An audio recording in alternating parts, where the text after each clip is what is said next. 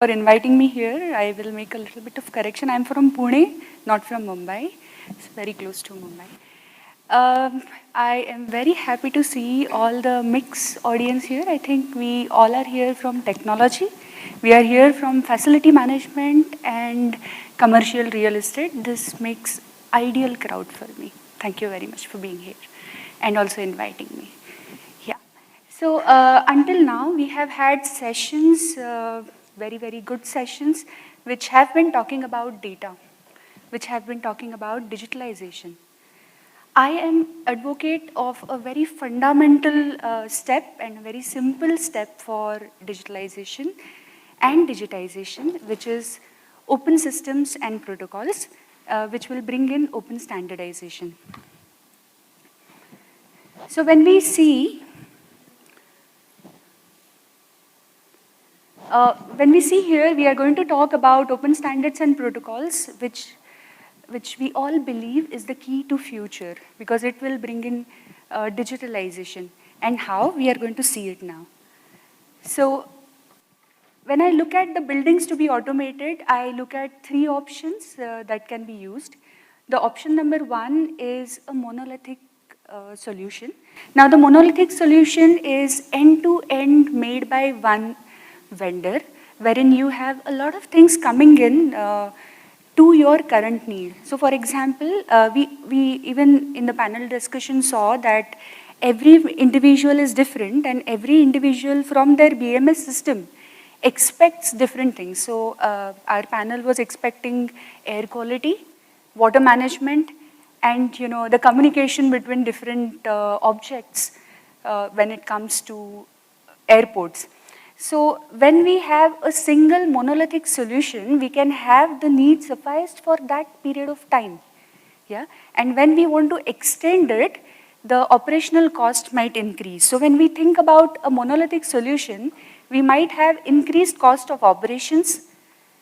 We might have limited features because the features were for that time, and then later when we want to really increase the features, you might have longer time of waiting. And then the communication could be within that single solution because the underneath protocol is proprietary. To tackle this situation, there is option 2, wherein you can go for a platform-based solution. And in a platform-based solution, there could be a platform which takes subsystems from various vendors, and the subsystems communicate through the platform.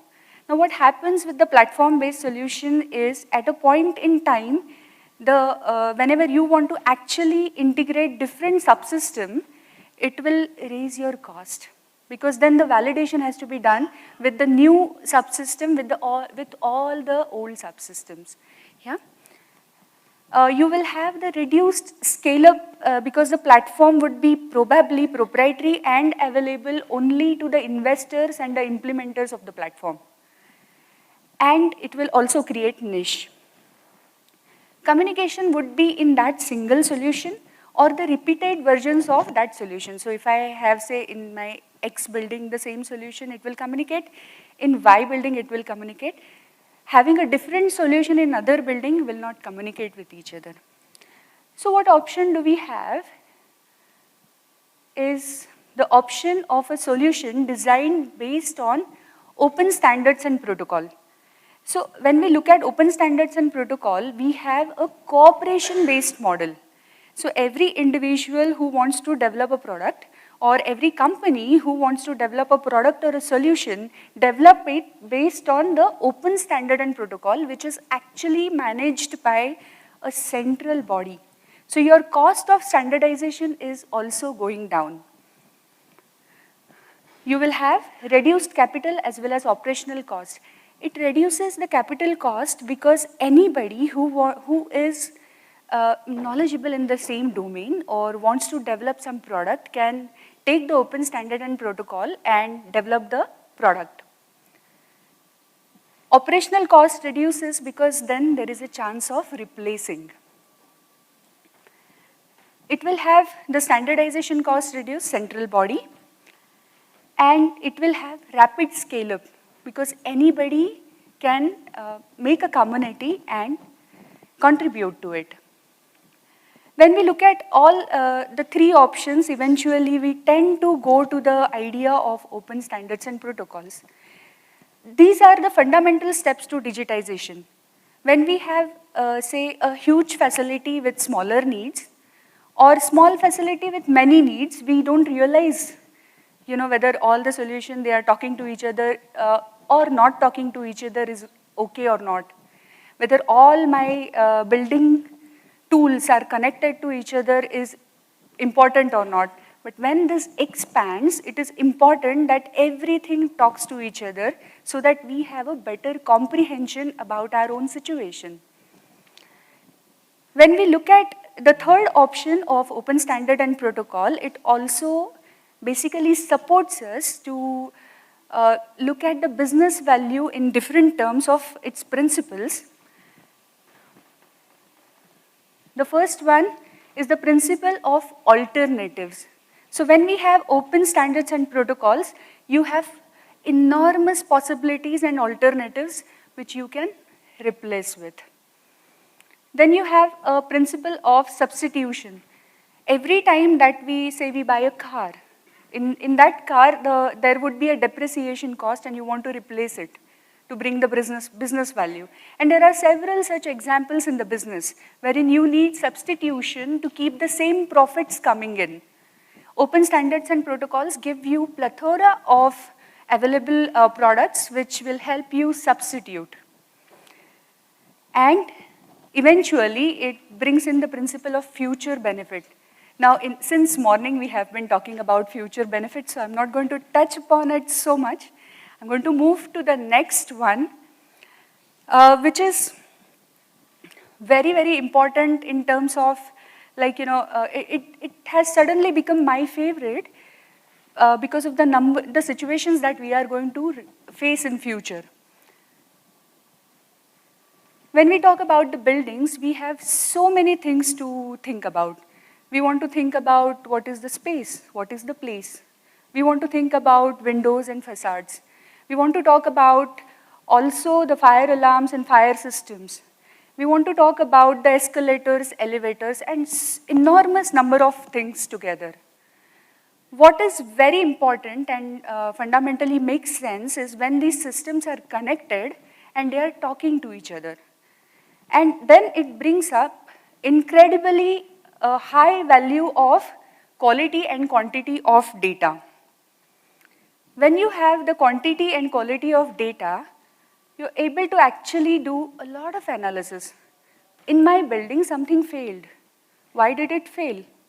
Do the descriptive analysis. Then go to the root cause, find out the diagnostic analysis. We want to predict the failure. Sometimes we want to see when are certain devices going to stop working. What is the maintenance phase of these devices? Do the predictive analysis. And then we want to build new business out of our old business. We do the prescriptive analysis. Now, when we look at the whole scenario, it looks glorious. It looks like, it is going to create a lot of business. It is not actionable until the time we actually face the heat. So this remains quadrant 2 activity. I want to do a lot of things. I want to digitize. And then why we should start looking at open standards and protocols immediately is something that next slide will bring up. This is really serious. Look at the number of population growth we are going to face. If we look at it, here is the projection until 2050. We are going to be 9.48 billion people in the world.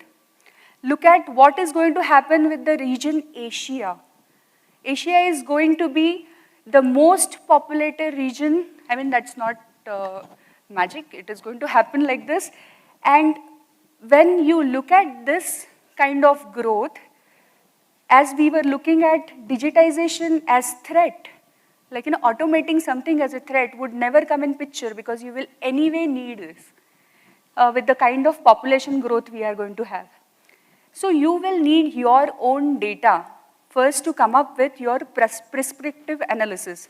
Now look at the second point wherein we have the developed countries down here.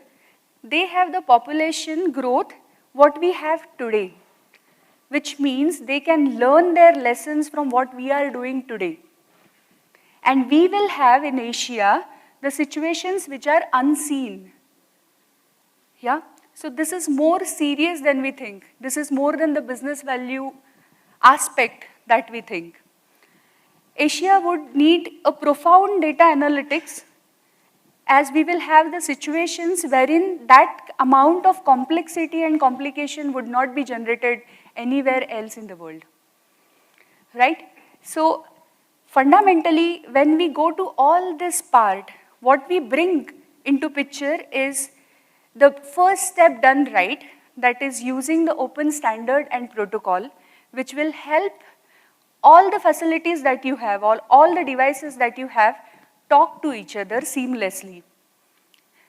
There are things which are happening in the world, like there are certifications for your buildings. So many a times you do certification, various kind of certification. So sometimes you do certification to check whether your building is environment friendly. Yeah. When I look at all such certifications, I look at it as a personality of the building. When I look at a connected building, which tells me the devices are working or not working, the real-time data, the devices are failed, that time it talks about the character of your building. And if we want to look at the real-time growth, we want to look at the character of building. So I prepared my building cheat sheet. If I get a lot of money, and if I want to build a commercial real estate, these are the questions that I'm going to ask. Do I have 100% connected facility? So are all my devices connected well enough? Do they talk to each other? Is the integration continuous? So it is not the data from past or the dumb data, or the data which is like, given by somebody, which is edited sometimes. Am I able to see the state of my building now and here? And anytime and anywhere. So technology has made it possible that we can see the data anytime, anywhere. And am I able to upgrade my solution from various vendors? This is a tough question to ask, that whether I am replaceable, which keeps me on my toes. Right. With this, I thank you all for listening to me.